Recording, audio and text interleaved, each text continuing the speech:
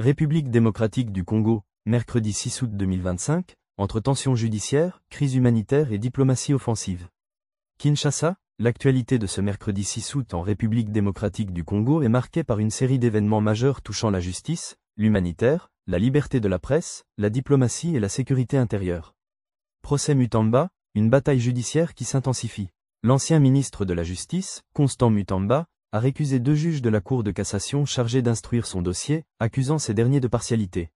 Dans une lettre transmise le 5 août, il dénonce des conflits personnels et le rejet systématique de plusieurs exceptions soulevées par sa défense. Ce mercredi, l'audience se poursuit avec l'audition de témoins de premier plan, dont la première ministre Judith Suminwa-Tuluka. Mutamba est poursuivi pour détournement présumé de 19 millions de dollars américains destinés à la construction d'une prison à Kisangani. Est de la République démocratique du Congo, le PAM lance un cri d'alarme.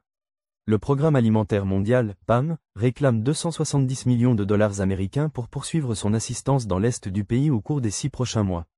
Près de 27,7 millions de Congolais souffrent de faim aiguë, mais le manque de financement pourrait réduire drastiquement l'aide, ne permettant de toucher qu'1,3 million de bénéficiaires d'ici octobre.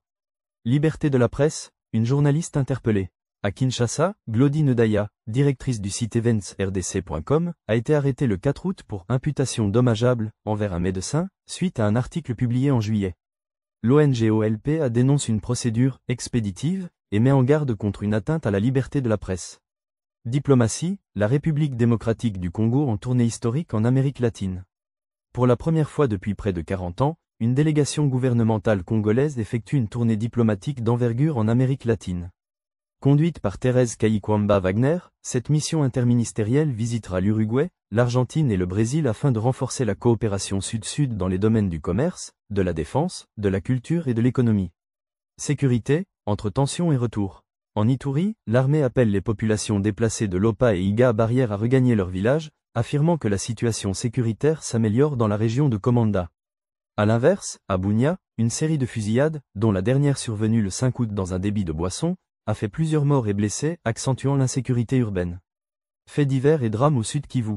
La presse locale rapporte la mort brutale du journaliste Fiston Wilondia Mukamba, retrouvé sans vie dans des circonstances encore floues. Les enquêtes sont en cours. Analyse. Cette journée illustre les multiples fronts sur lesquels la République démocratique du Congo est engagée. Sur le plan intérieur, le pouvoir judiciaire est sous tension et la situation sécuritaire demeure fragile dans plusieurs provinces. Sur le plan humanitaire, la crise alimentaire atteint des niveaux alarmants, menaçant des millions de vies.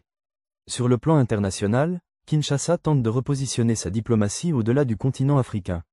En résumé, la République démocratique du Congo oscille entre espoirs diplomatiques, défis humanitaires et tensions internes, alors que les regards restent tournés vers les négociations de paix et les réformes promises.